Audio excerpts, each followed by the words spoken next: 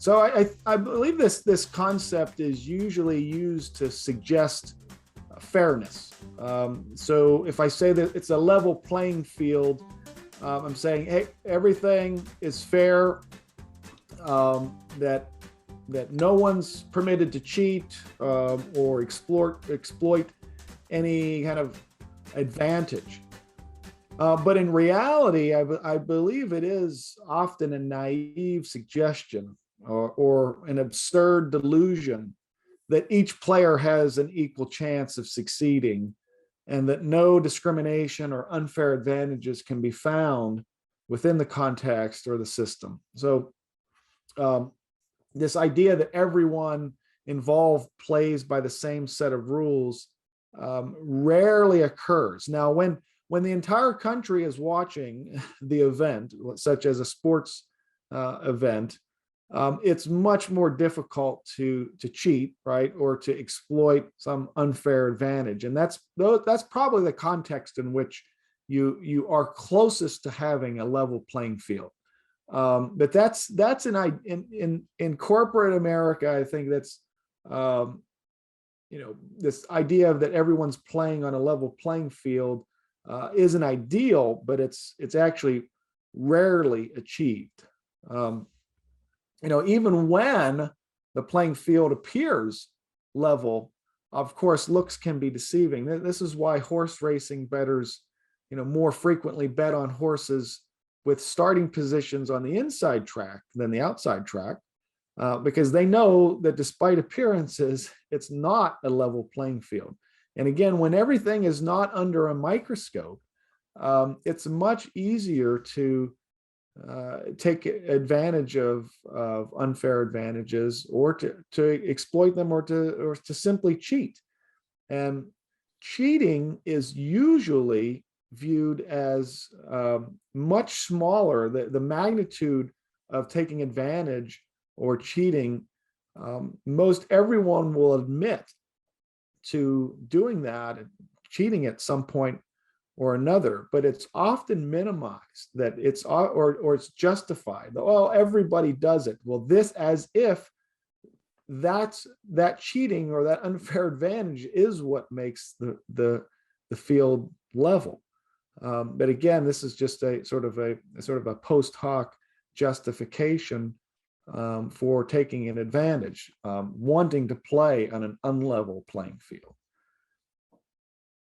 I love that. So this is using the word cheating, you see, it's quite specific, isn't it? Cheating doesn't mean, oh, we kind of nipped around the edges there and it was all right, we bent the rules a bit. It's not one of those. It's no, you cheated deliberately just to win. And so this one really fascinates me and I wonder whether there is a geography point here, because if you had a truly level playing field, then skill and all the rest of it disregarding, at least the conditions in which the two teams are playing that sport should in theory be equal. But of course, where this phrase originally comes from is, and I wonder why this is, maybe it is a slightly UK thing, because in a small country like the United Kingdom, when sports fields for things like rugby and football were originally set up in very tight physical spaces on grass, there's quite a strong chance that it's going to be on a hill or a slope. And therefore, it really was the case. You've got a game in two halves. And in theory, if you think about it, if you had an utterly uniform playing surface for any sport, totally flat, then why would you change ends? Unless you get into the argument about my home supporters are over here and so on.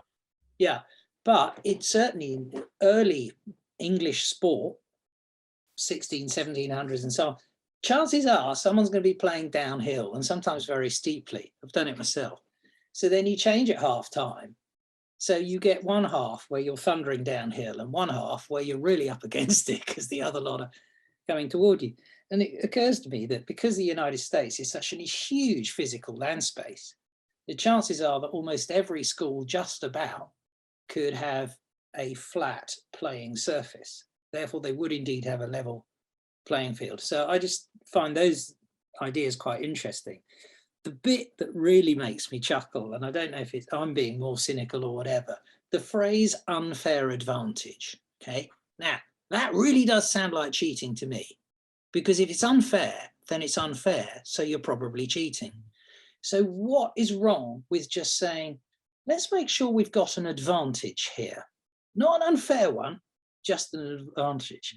And that's why I think in business, where you hear people saying, well, it's very important, I think we need to establish an unfair advantage here. Yeah, to which my reaction is, all right, so you're encouraging the whole company and your team to cheat, are you, in order to get this customer or this business? So I think the vocabulary could be quite revealing there, but really, really interesting. Yeah, and I think that a lot of times that the level playing field accusation is really a preemptive way of saying that that any contrary accusations that there's any unfair advantage here is ruled out. Because if you can justify that there is a level playing field, then you're basically saying there's no discrimination here at all. There's no unfair advantage. But I think that when it comes to reality in business, the entire purpose, of business is to win over your competition, right? It's to outplay or outperform your competition. And to find any advantage you can possibly find to do that. So to suggest that everyone is interested in this level playing field, again, I think is just it's almost, I mean, not only is it bullshit, but I think it's a lie, because it's an attempt to paint this picture that just does not exist. I mean, most groups that even in small towns that have in the United States, we have city councils, right? That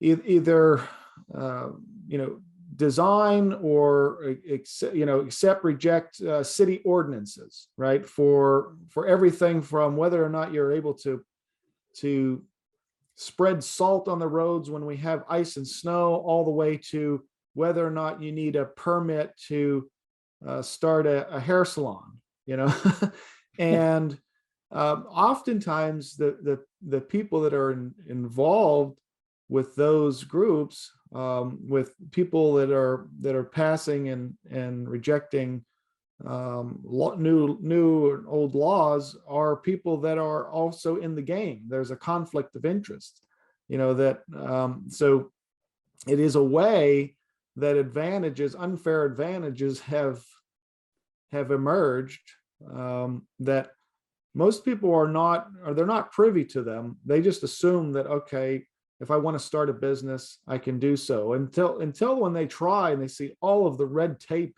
that can be in the way, and you wonder, well, why is there all of this red tape? Well, chances are there's someone that wants to be, the hair salon in the town, and they don't want any competition, and so they've tried to create, oftentimes, this unlevel playing field that you don't find until you compete with them.